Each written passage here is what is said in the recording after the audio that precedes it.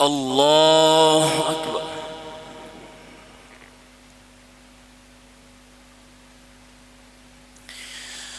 الحمد لله رب العالمين الرحمن الرحيم مالك يوم الدين إياك نعبد وإياك نستعين اهدنا الصراط المستقيم صراط الذين أنعمت عليهم غير المغضوب عليهم ولا الضالين.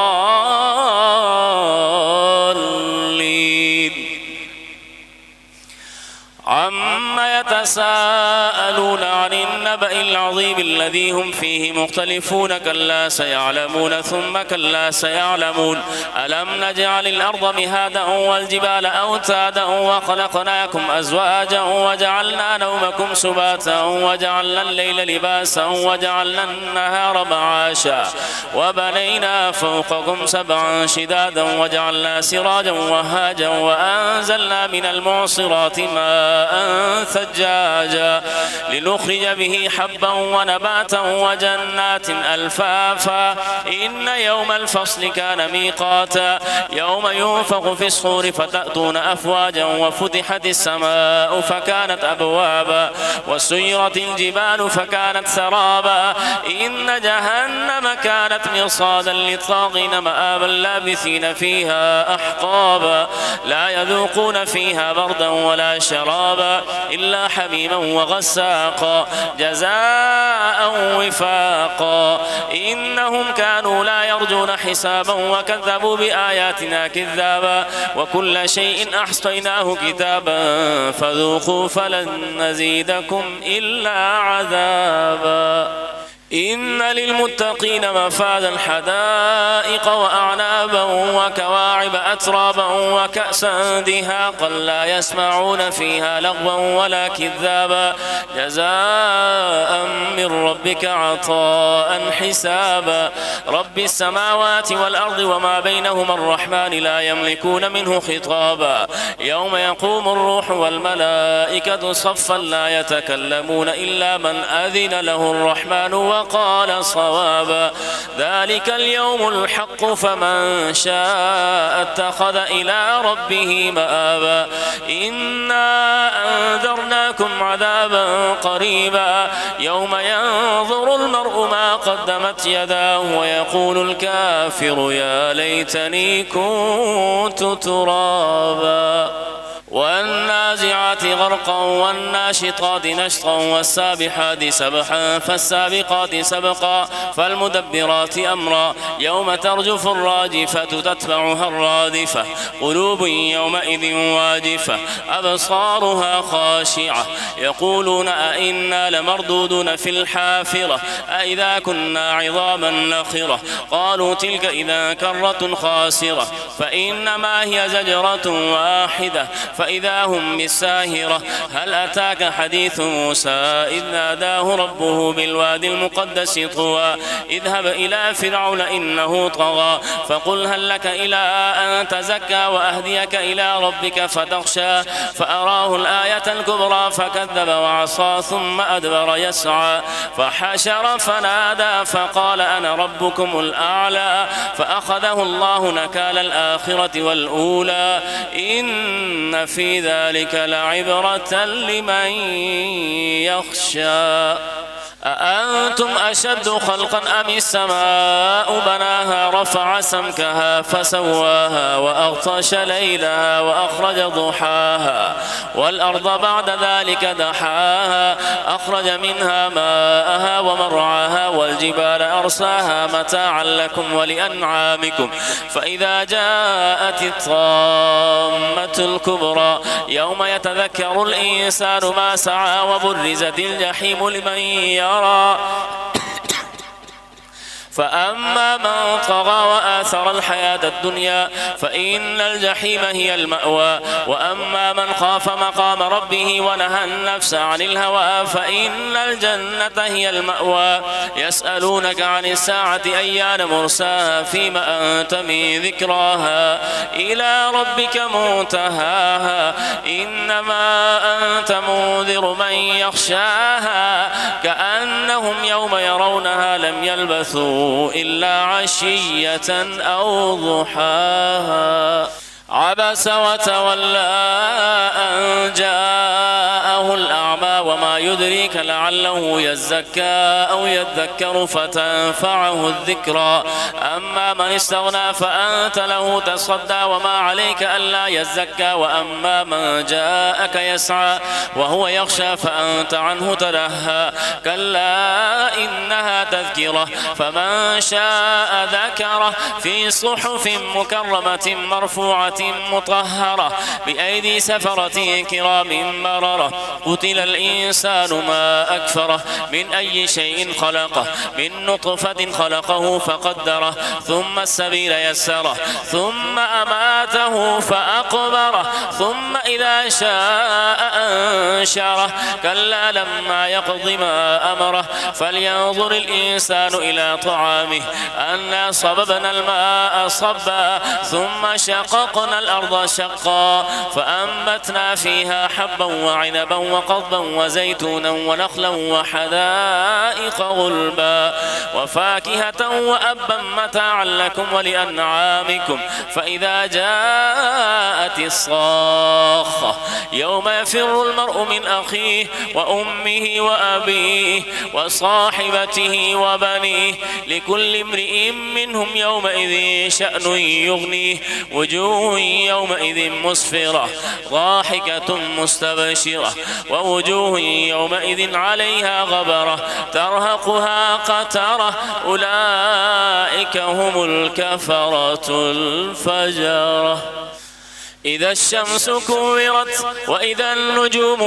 كدرت وإذا الجبال سيرت وإذا العشار عطلت وإذا الوحوش حشرت وإذا البحار سجرت وإذا النفوس زوجت وإذا الموءودة سئلت بأي ذنب قتلت وإذا الصحف نشرت وإذا السماء كشطت وإذا الجحيم سعرت وإذا الجنة أزلفت علمت نفس ما أحضرت فلا أقسم بالخنس الجوار الكنس والليل إذا عسعس والصبح إذا تنفس إنه لقول رسول كريم ذي قوة عند ذي العرش مكين مطاع ثم أمين وما صاحبكم بمجنون ولقد رآه بالأفق المبين وما هو على الغيب بضنين وما هو بقول شيطان رجيم فأين تذهبون إن هو إلا ذكر للعالمين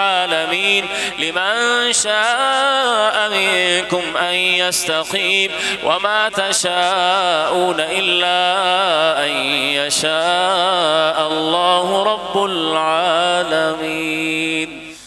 إذا السماء انفطرت وإذا الكواكب انتثرت وإذا البحار فجرت وإذا القبور بعثرت علمت نفس ما قدمت وأخرت يا أيها الإنسان ما غرك بربك الكريم الذي خلقك فسواك فعدلك في أي صورة ما شاء ركبك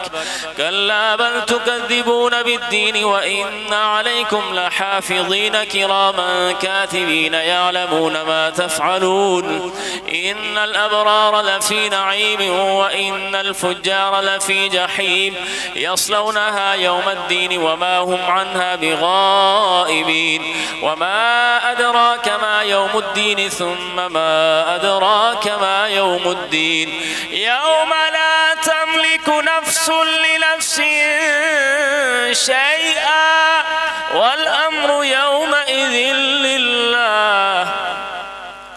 ويل للمطففين الذين إذا اكتالوا على الناس يستوفون وإذا كالوهم أو وزنوهم يخسرون ألا يظن أولئك أنهم مبعوثون ليوم عظيم يوم يقوم الناس لرب العالمين كلا إن كتاب الفجار لفي سجين وما أدراك ما سجين كتاب مرقوم ويل يومئذ للمكذبين الذين يكذبون بيوم الدين وما يكذب به إلا كل معتد أثيم إذا تتلى عليه آياتنا قال أساطير الأولين كلا بل ران على قلوبهم ما كانوا يكسبون كلا إنهم عن ربهم يومئذ لمحجوبون ثم إنهم لصال الجحيم ثم يقال هذا الذي كنتم به تكذبون كلا إن كتاب الأبرار لفي عليين وما أدراك ما عليون كتاب مرقوم يشهده المقربون إن الأبرار لفي نعيم على الأرائك ينظرون تعرف في وجوههم نظرة النعيم يسقون من رحيق مختوم ختامه مسك وفي ذلك فليتنافس المتنافسون ومزاجه من تسنيم عينا يشرب بها المقربون إن الذين أجرموا كانوا من الذين آمنوا يضحكون وإذا مروا بهم يتغامزون وإذا انقلبوا إلى أهلهم انقلبوا فكين وإذا رأوهم قالوا إن هؤلاء لضالون وما أرسلوا عليهم حافظين فاليوم الذين آمنوا من الكفار يضحكون على الأرائك ينظرون هل ثوب الكفار ما كانوا يفعلون إذا السماء انشقت وأذنت لربها وحقت وإذا الأرض مدت وألقت ما فيها وتخلت وأذنت لربها وحقت يا أيها الإنسان إنك كادح إلى ربك كدحا فملاقيه فأما من أوتي كتابه بيمينه فسوف يحاسب حسابا يسيرا وينقلب إلى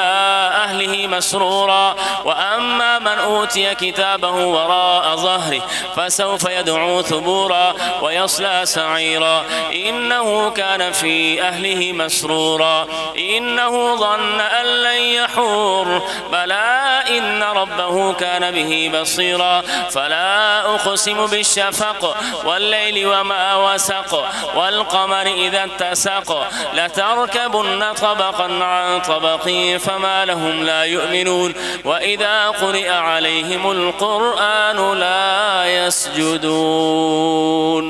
بل الذين كفروا يكذبون والله أعلم بما يوعون فبشرهم بعذاب أليم إلا الذين آمنوا وعملوا الصالحات لهم أجر غير ممنون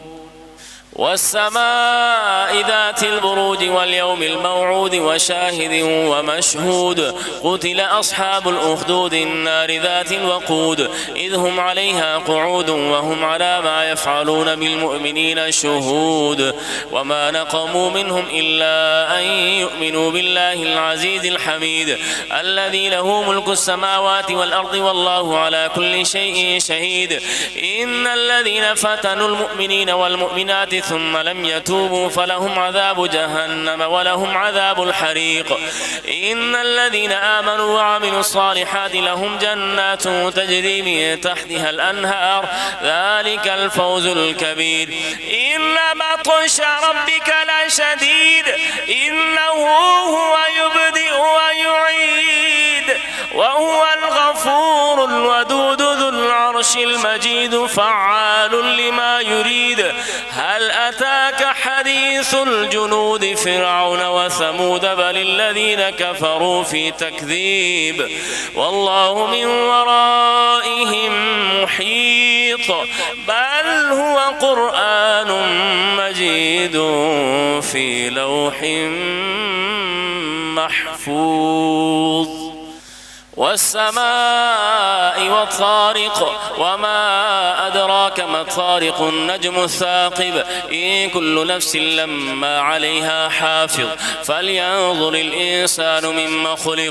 خلق من ماء دافق يخرج من بين الصلب والترائب إنه على رجعه لقادر يوم تبلى السرائر فما له من قوة ولا ناصر والسماء ذات الرجع والأرض ذات الصدع إنه لقول فصل وما هو بالهزل إنهم يكيدون كيدا وأكيد كيدا فمهل الكافرين أمهلهم رويدا سبح اسم ربك الأعلى الذي خلق فسوى والذي قدر فهدى والذي أخرج المرعى فجعله غثاء أحوى سنقرئك فلا تنسى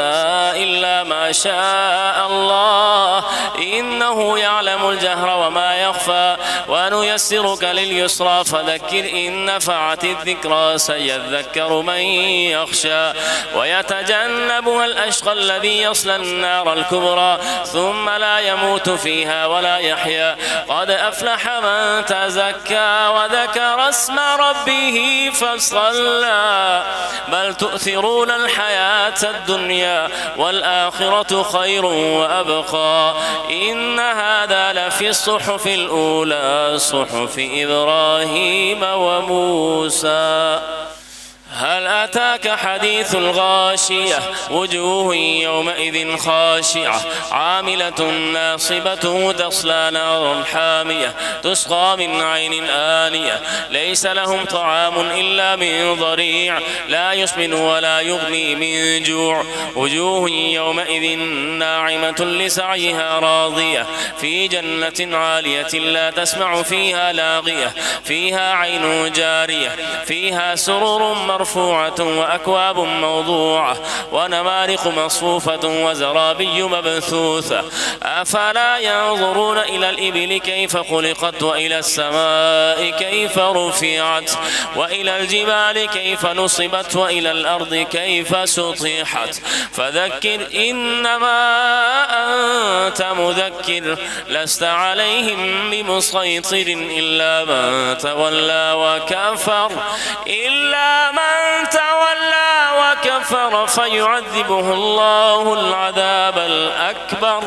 إن إلينا إيابهم ثم إن علينا حسابهم والفجر وليال عشر والشفع والوتر والليل إذا يسر هل في ذلك قسم لذي حجر ألم تر كيف فعل ربك بعاد إرم ذات العماد التي لم يخلق مثلها في البلاد وثمود الذين جابوا الصخر بالواد وفرعون ذي الأوتاد الذين طغوا في البلاد فأكثروا فيها الفساد فصب عليهم ربك سوط عذاب إن ربك لبالمرصاد فأما الإنسان إذا ما ابتلاه ربه فأكرمه ونعمه فيقول ربي أكرمن وأما إذا ما ابتلاه فقدر عليه رزقه فيقول ربي أهانن كلا بل لا تكرمون اليتيم ولا تحاضون على طعام المسكين وتأكلون التراث أكلا لما وتحبون المال حبا جما كلا إذا دكت الأرض دكا دكا وجاء ربك والملك صفا صفا وجيء يومئذ بجهنم يومئذ يتذكر الإنسان وأنى له الذكرى يقول يا ليتني قدمت لحياتي فيومئذ لا يعذب عذابه أحد ولا يوثق وثاقه أحد يا أيتها النفس المطمئنة ارجعي إلى ربك راضية مرضية فادخلي في عبادي وادخلي جنتي لا أقسم بهذا البلد وأنت حل بهذا البلد ووالد وما ولد لقد خلقنا الإنسان في كبد أيحسب أن لن يقدر عليه أحد يقول أهلكت مالا لبدا أيحسب أن لم يره أحد ألم نجعل له عينين ولسانا وشفتين وهديناه النجدين فلاقتحم العقبة وما أدراك ما العقبة فك رقبة أو إطعام في يوم ذي مسغبة يتيما ذا مقربة أو مسكينا ذا متربة ثم كان من الذين آمنوا وتواصوا بالصبر وتواصوا بالمرحمة أولئك أصحاب الميمنة والذين كفروا بآياتنا هم أصحاب المشأمة عليهم نار مؤصدة والشمس وضحاها والقمر إذا تلاها والنهار إذا جلاها والليل إذا يغشاها والسماء وما بناها والأرض وما طحاها ونفس وما سواها فألهمها فجورها وتقواها قد أفلح من زكاها وقد خاب من دساها كذبت ثمود بطغواها إذ انبعث أشقاها فقال لهم رسول الله ناقة الله وسقياها فكذبوه فعقروها فدمدم عليهم ربهم بذنبهم فسواها ولا يخاف عقباها والليل إذا يغشى والنهار إذا تجلى وما خلق الذكر والأنثى إن سعيكم لشتى فأما من أعطى واتقى وصدق بالحسنى فسنيسره لليسرى وأما من بخل واستغنى وكذب بالحسنى فسنيسره للعسرى وما يغني عنه ماله إذا تردى إن علينا للهدى وإن لنا للآخرة والأولى فأنذرتكم نارا تلظى لا يصلاها إلا الأشقى الذي كذب وتولى وسيجنبها الأتقى الذي يؤتي ماله يتزكى وما لأحد عنده من نعمة تجزى إلا ابتغاء وجه ربه الأعلى ولسوف يرضى والضحى والليل إذا سجى ما ودعك ربك وما قلى وللآخرة خير لك من الأولى ولسوف يعطيك ربك فترضى ألم يجدك يتيما فآوى ووجدك ضالا فهدى ووجدك عائلا فأغنى فأما اليتيم فلا تقهر وأما السائل فلا تنهر وأما بنعمة ربك فحدث ألم نشرح لك صدرك ووضعنا عنك وزرك الذي أنقض ظهرك ورفعنا لك ذكرك فإن مع العسر يسرا إن مع العسر يسرا فإذا فرغت فانصب وإلى ربك فارغب والتين والزيتون وطور سينين وهذا البلد الأمين لقد خلقنا الإنسان في أحسن تقويم ثم رددناه أسفل سافلين إلا الذين آمنوا وعملوا الصالحات فلهم أجر غير ممنون فما يكذبك بعد بالدين أليس الله بأحكم الحاكمين اقرأ باسم ربك الذي خلق خلق الإنسان من علق اقرأ وربك الأكرم الذي علم بالقلم علم الإنسان ما لم يعلم كلا إن الإنسان ليطغى أن رآه استغنى إن إلى ربك الرجعى أرأيت الذي ينهى عبدا إذا صلى أرأيت إن كان على الهدى أو أمر بالتقوى أرأيت إن كذب وتولى ألم يعلم بأن الله يرى كلا لئن لم ينته لنسفعا بالناصية ناصية كاذبة خاطئة فليدع ناديه سندع الزبانية كلا لا تطعه واسجد واقترب إنا أنزلناه في ليلة القدر وما أدراك ما ليلة القدر ليلة القدر خير من 1000 شهر تنزل الملائكة والروح فيها بإذن ربهم من كل أمر سلام هي حتى مطلع الفجر لم يكن الذين كفروا من أهل الكتاب والمشركين منفكين حتى تأتيهم البينة رسول من الله يتلو صحفا مطهرة فيها كتب قيمة وما تفرق الذين أوتوا الكتاب إلا من بعد ما جاءتهم البينة وما أمروا إلا ليعبدوا الله مخلصين له الدين حنفاء ويقيموا الصلاة ويؤتوا الزكاة وذلك دين القيمة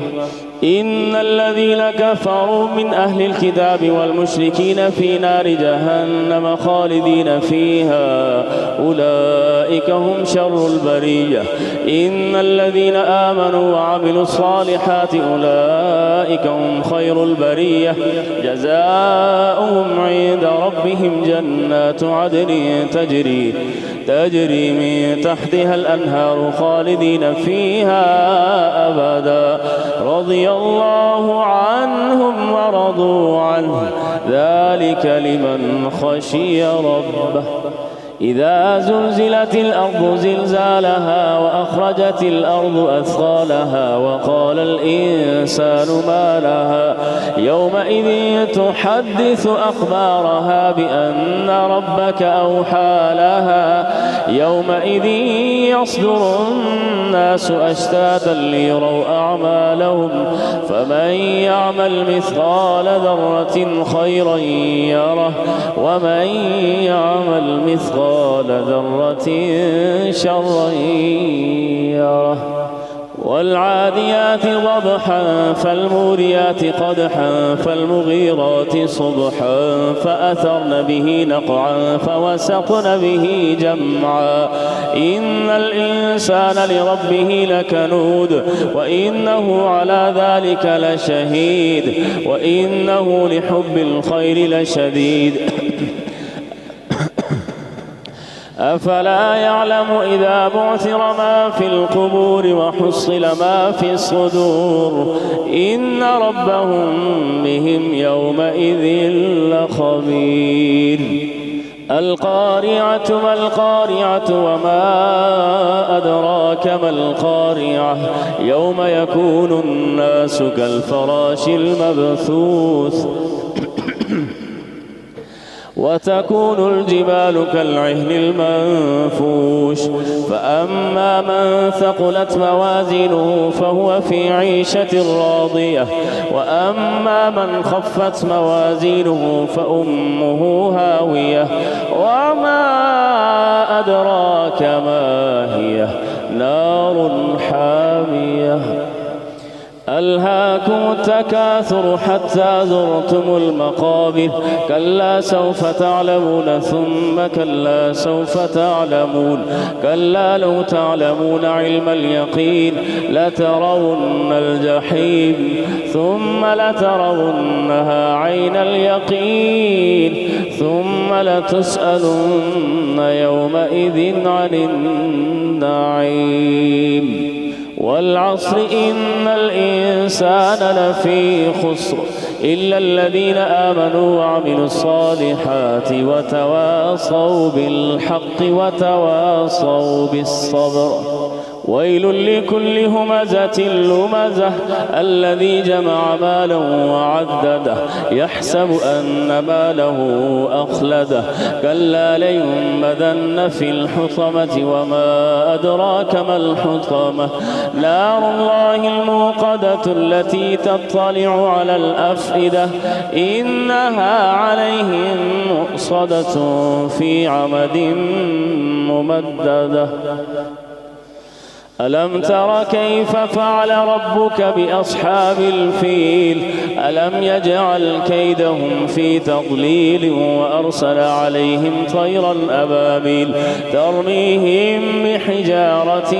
من سجيل فجعلهم كعصف مأكول لإيلاف قريش إيلافهم رحلة الشتاء والصيف فليعبدوا رب هذا البيت الذي أطعمهم من جوع وآمنهم من الخوف. أرأيت الذي يكذب بالدين فذلك الذي يدع اليتيم ولا يحض على طعام المسكين. فويل للمصلين الذين هم عن صلاتهم ساهون الذين هم يراءون ويمنعون الماعون. إنا أعطيناك الكوثر فصل لربك وانحر